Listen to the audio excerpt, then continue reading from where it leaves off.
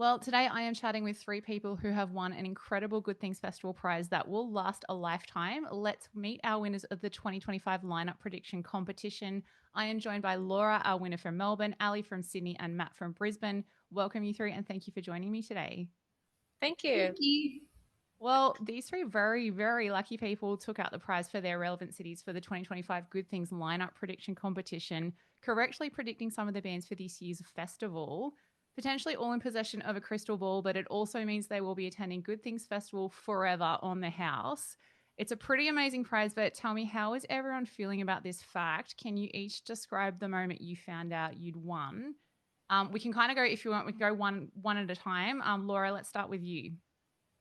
Okay, I wish straight away that I had a more unique name.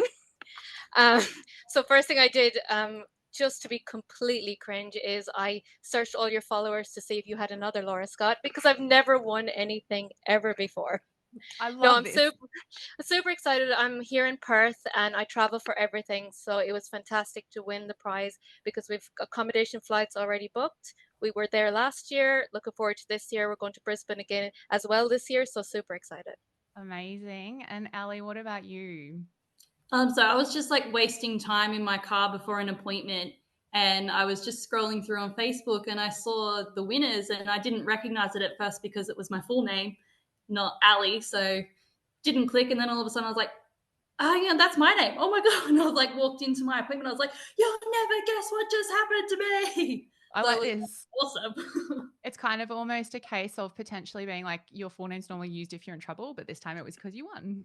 Yeah, exactly. I was like, hang on, let me tell you this big story. So it was just awesome. All right. So I'll kick back in. Matt, sorry to keep you waiting. Can you describe for us your moment when you won? Yeah, I was actually at work and I got a message from a friend, and the friend just messaged me a screenshot of it and said, "Is this you?" And I looked at it for 2 seconds. I was like, I never win this kind of stuff. There's no way this is actually real. So I immediately got on your page, went to Facebook, went to Instagram. And I was like, there's no way this is actually me. There's no way this is real. And then just sort of had a fangirl moment, told my boss, and my boss said, "No, you can't go because it's in December." And I said, "Too late. I've already got a ticket." Yeah. So And you have to now, everyone has to like book their leave in every December. You realize that now. That's what this means. I've been to every good thing, so he already knows that I go every year. So Amazing. Well, let's get into the actual artist predictions that you had. So, obviously, we had a few correct answers to get into this running. So, Matt, we'll go to you first for this one. Who were some of the bands you had on your list that you were actually correct about, and how did you arrive at these decisions?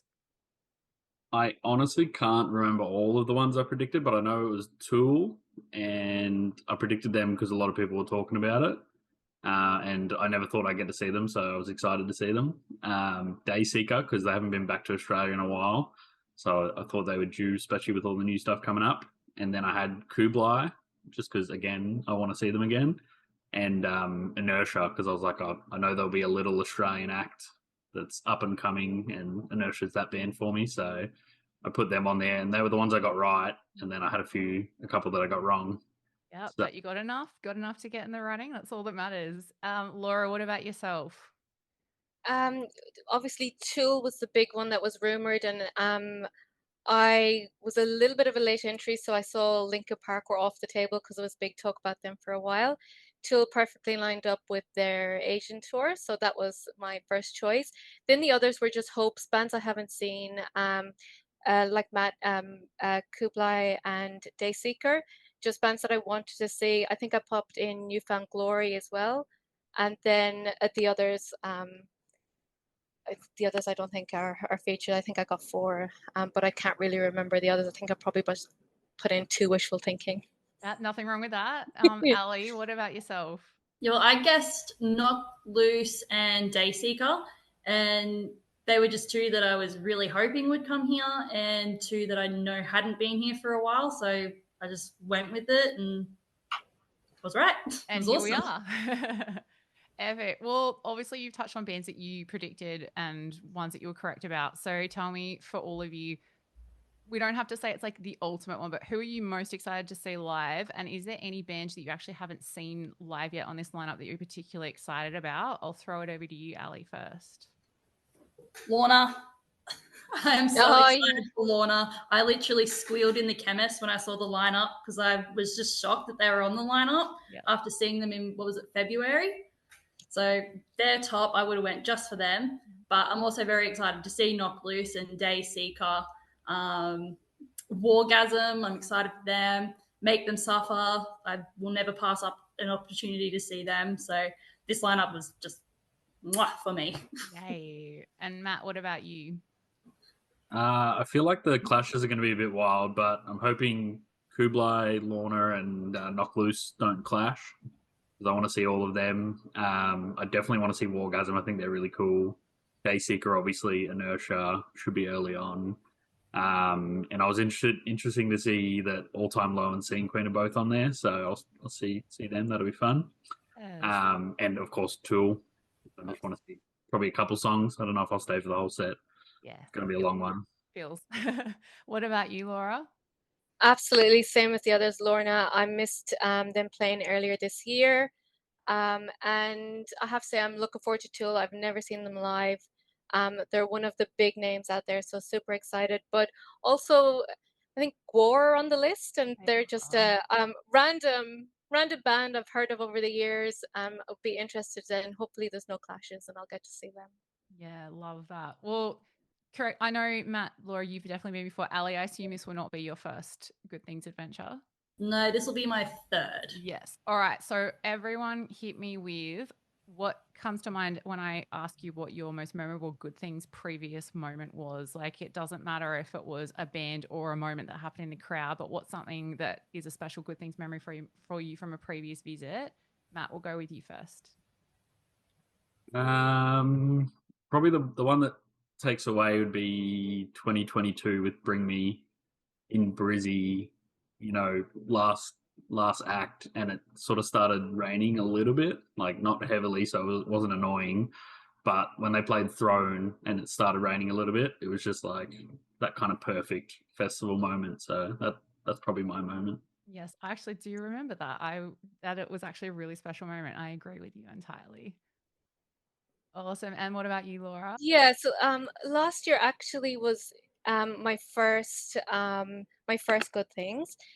Traveling from Perth, obviously. I haven't been that many times, but I was actually surprised to see that, show my age, that some of the older bands like Bowling for Soup and Korn were still, for a band like Korn still to be headlining after this time, and that they were still like they were when I first saw them maybe 10, 20 years ago. They were just amazing headliners. Yeah, it's incredible, isn't it? And I feel like It's no time, but amazing. so much time has passed with those kind of bands, but it's so awesome. It's just, to be Absolutely. that good after so long, the audacity. Absolutely. Exactly. Awesome. And Ali, what about you? Last year seeing Electric Callboy, that was the best. I got right up the front and not even like on purpose. I just somehow managed to weave my way in. And then there was the whole Fall Out Boy thing the year before. And like, even though it was chaotic and everyone was confused, like everyone walking out and just they're all singing on the way out. And some people are like taking plastic chairs with them. It was hilarious. Yeah, that's a memorable moment for sure. Now, I know we mentioned a couple of bands that were on your wish list, and you guys have a few Good Things adventures in your future, obviously, with this prize that you've won. It doesn't even have to be people that you put on your list for this year's predictions, but who are a couple of bands that you would love to see on future Good Things festival lineups beyond 2025? So, Laura, do you want to tackle this one first? Oh, I really wish I wasn't first for this. That's right. one. You can take your time. Look, wish list bands that I'm afraid that I'll never see are bands like System of a Down. Some of I actually just forget every single band that I know out there. But yeah, I mean, I've seen a lot of people had predicted Avenged Sevenfold, System of a Down. To me, they're bands that I sometimes think I'll never get to see. But hopefully they could be there for future. Love it. Yeah. So they're more wishfuls. That's nothing wrong with wishful thinking. Ali, what about you? I will always answer this question with Bring Me the Horizon. They're my favorite band forever and always. So, if you want to get them every year, I'm totally cool with that. Easy. And also, We Came as Romans. I'm begging for them to come back to Australia. Yes, I second that. I like that a lot. And what about you, Matt? Every year on the prediction, I put System of a Down because I really want them to Yeah. come. Yeah. I just don't know if that's ever going to happen, but fingers crossed. Yes, maybe we just need to keep trying to manifest it all together. Yeah. That's 2 votes now, so. There we Yeah. go. Well, and anything else on your list? Yeah, apart from that, I really want to see movements, and I know they're coming to Australia next year, so it probably won't be next year, but they're my favourite band of all time, so I'd like to see them on a festival in Australia. It'd be really fun. Love that. Well, this is a solid little list. We'll see how we go with our predictions in the future, but it doesn't even matter who we predict anymore because you'll be there regardless, so it's fine. And to close us out today, guys, for each of you, no, will not be your first rodeo at a festival this year. For each of you, what is your essential item that you keep with you in a festival day to make sure you have the best day possible? And you can think about it for a moment if you want. Otherwise, I can hit a name up and we can jump straight into it. Yeah, I've got one.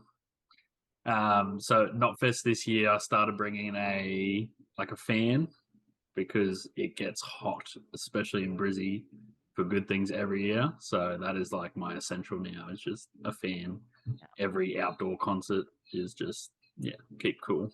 Smart man, spoken like a true Queenslander too. I love that. Ali, what about you? Last year I started bringing a little runner's belt. I put my locker key in there, can put my phone in there, so I'm not having to carry around my backpack all the time. It looks a little bit dorky, but it's the best thing I've done. Yeah, there's nothing better than knowing you have your stuff on you. You do not have to worry what's in your hands or where anything is. I'm on board. Yeah. Love that. And what about you, Laura? That's exactly the same. I got a little runner's belt because I do not, every year I would say I need to bring less and less and less. I don't want to be carrying around. I even got a collapsible bottle this year, so I wasn't burdened with that. Every time I just didn't want to drink, I just squished it down and put it in my pocket. Very, very. I actually, you just made me realize I have one of those and I forget it every year without fail. Yeah, and it has a little hook on it so you can pop on a belt loop if you have it. It's fantastic. Perfection. Well, I no doubt each of you are going to have more and more tips for all of us. So I might have to hit you up next year and see what other tips you've got. But a huge congratulations to all of you who are forever part of the Good Things family. Thank you all for your time today. And I will see you at Good Things in December. Thank you so much. Thank you. Can't wait. Thank you.